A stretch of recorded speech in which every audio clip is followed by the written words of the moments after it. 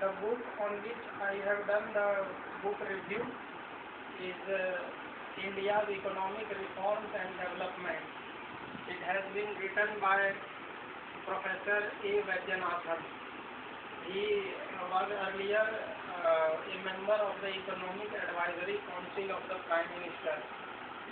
Now, in this book, he tells that how the planning and the state, how the state can plan itself for better development. Mainly, he talks about the after effects of liberalization and privatization policy initiated by the government. He tells about the poverty issues and the related developmental issues of various states. He also talks about the regional disparities which are there among various states in India, like states like Himachal Pradesh, Jharkhand, Bihar. These states have not been developed much as compared to the other states. Then he also talks about the negative impact of liberalization policy, which is high price rise, and also it has been devaluation of the price, and these two are the main impacts of liberalization policy. And then he talks about agriculture and various agricultural schemes which have been initiated by the government. And then he also talks about food for work program and MNREGS which has been started. He also gives an overview about that. Then he talks about MNCs and FDI related matters in his book.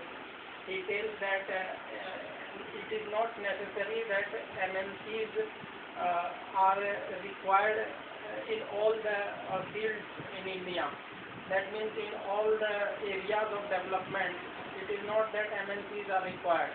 So before planning for FDI, he tells that a rethinking and a huge analysis is required. And then he talks about subsidies. He tells that subsidies need retargeting in India. It has not been properly targeted and it is not reaching to the required population to which it has been targeted. Here he tells that many people who were thought to be taking benefit from the subsidized programs are not getting the benefit. Then he also tells that the way in which the services are delivered, this requires rethinking. Similarly, he talks about health and education sector. These two sectors are also highly subsidized in India, and again the efficiency of the government is not very good in these two sectors. At the end, he talks about media and academics and the role which should be played by these. He tells that media and academics together with the government can spread awareness among the people related to these issues and can bring efficiency.